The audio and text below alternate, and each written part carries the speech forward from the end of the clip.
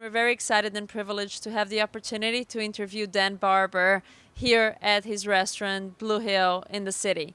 He also has Blue Hill at Stone Barns, which is upstate New York, surrounded by farms and beautiful fields where he works with farmers to develop produce that he serves at both of his restaurants. He also has been an inspiration with his book called Third Plate, where he shows how important it is to work with the people who actually produce the fruits and vegetables and all the ingredients that we actually have on our plate, and how those plates should be composed to celebrate all the food that we love eating. So he's very awarded. He was in the Netflix documentary, and all chefs, when you ask who they admire, Dan always comes to mind. So we're here for Top 50 award. It's in New York this year, Melbourne next year, but having all the chefs around, there's a lot of buzz, there's a lot of excitement. How do you feel about having it here? And how have this couple of days been, apart from some sleepless nights, I guess? Well, I feel great about it, and I'll tell you why. I mean, of course, I'm really honored to be in the 50 best. But what I've come away from this experience just over the last few years is that it ignites the energy of my kitchen. The team is it's a group of very young, very passionate, very dialed in cooks to the 50 best. And so, that we can use this award as a further inspiration to push a little harder and to work a little bit better and to work with a little bit more precision is just a big advantage, and it's something I would never have imagined. Awards always seem so meaningless when you're far away from them, but when you're involved with them and you're receiving it or whatever, they have all these knock-on effects that you can't really calculate. And one of them for me is that the cooks are energized in a way that's very hard to do that without these kinds of awards. And so, the team this week, we've been cooking for a lot of chefs and people involved in 50 Best in the world of food, and there was just a heightened level of energy and enthusiasm. And I think that'll carry through in the coming weeks and months as we work through the summer produce. That's exhausting, but thrilling when there's like this sort of larger goal in mind of that there are people watching and people interested and people acknowledging the work we're doing. It's a very nice way to be working. Last year you made it into the top 50. Could you feel immediately like an impact on your business? You also had, you were on Netflix, you've been up, there are many things, there's the book. Could you feel a specific impact on it associated with the top 50? I did in the kitchen. Kitchen, interestingly. Maybe it was serendipitous, I don't know, but it seemed like we're getting more interest from foreigners to work in our kitchen, which we love. We always have had, so we've always had a bit of a waiting list to come in, so it's not, but it's just like the intensity of the interest was like amped up a little bit from 50 Best, I think. And in terms of the dining side, what I've noticed is a lot more South Americans who are interested in eating later. So we're open till 11, and we even in this restaurant in New York, which is not in the 50 Best, we get a lot of interest from people who want to come in and experience some of this food from the farm, and so they are excited to book a reservation at 11 o'clock. That wasn't happening before, so that's been a nice addition. 24 hours dining. Yeah, right. It feels like it. In terms of, you were talking about the third plate and feeling like it's being well represented in a lot of the restaurants. Do you feel that that's throughout the world? Is that, you mentioned Massimo, but do you see that also well represented throughout the list in the US? Or do you feel that there's some of it that is actually, some of the US chefs and some of parts of the US are sure not well represented on the list? Do I feel like parts of the US are not well represented in the list? Or do I feel like the third plate both, is not? Yeah, both. Guess, Okay. Yeah, no. Yeah. Okay. So the first, I think I got it.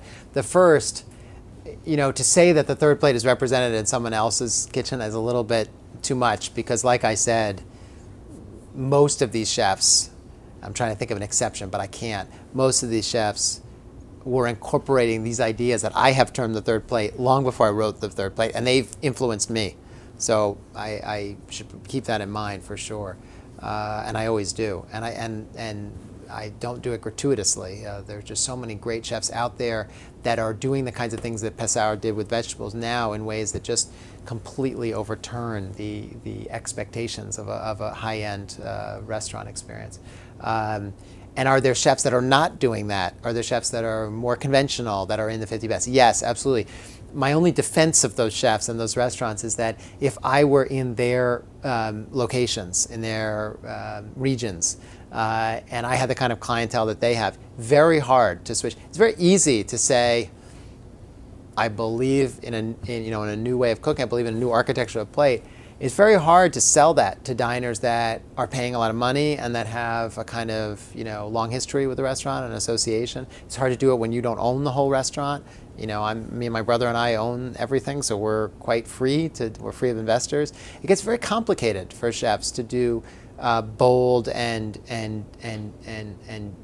culturally counterculture ideas when you're not fully in control. So I keep that in mind, and I consider myself to be very lucky. So it's not that I frown on other chefs; it's that I recognize that they have obstacles that I don't have. In terms of the 50 best not being represented by restaurants in this country, I mean, I could name a million restaurants that I think are worthy of the 50 best, but that's part of the problem with ranking anything, right? And that's something that the 50 best people from I've talked to them have said the same thing. This is impossible. We're giving it a try, and it's meant to both celebrate great restaurants and also be a lot of fun. And is it meaningless? No. Does it mean everything? No, but it's somewhere in between. And I think that's a very good explanation for what the 50 Best Awards are about. And I'm very thrilled to be a part of it, but I'm also recognize that I could be easily out of it. Yeah, it seems like people move in and out. Yep. Yeah, next year you might not be talking to me. So when I interviewed Daniel on Thursday, and I asked him what he thought was the most underrated restaurant in New York, and I expected him to say, hole in the wall restaurant in his neighborhood that I wanted to find out where it was, and he said Blue Hill at Stone Bars. He's been very, very sweet. So he really, really admires you. What is your most underrated restaurant, or either one that you think people have not paid enough attention to, or what is your kind of hole in the wall place that you want to go and eat food that you crave? And well, see, I've just had a daughter, so eating food that I crave and keeping on the schedule with two girls now is just, I have not been out to eat. So I have to say, in honesty, I'm not as up on what's happening in the restaurant scene the last couple of years in New York. And there's one chef that I wrote about in the Third Plate that I just think is phenomenal. His name is Angel Leon, and he's in the very southern tip of Spain. And he just opened a new restaurant called Angel Leon that I think is going to be fantastic from what I've heard, and I think he's a genius with fish. It's an all fish restaurant. And I don't think he's wildly popular with chefs. He's a chef's chef, if you can say that right. But he hasn't gotten the recognition. He has a 1 Michelin star, so there's some recognition there. But I think he deserves a lot more attention. And I always shower praise on him because he's a genius. Yeah. And it seems like the other Daniel, they are going towards the fast casual model. And it seems that there is a trend of people, Little Cren, Dominique was talking about it.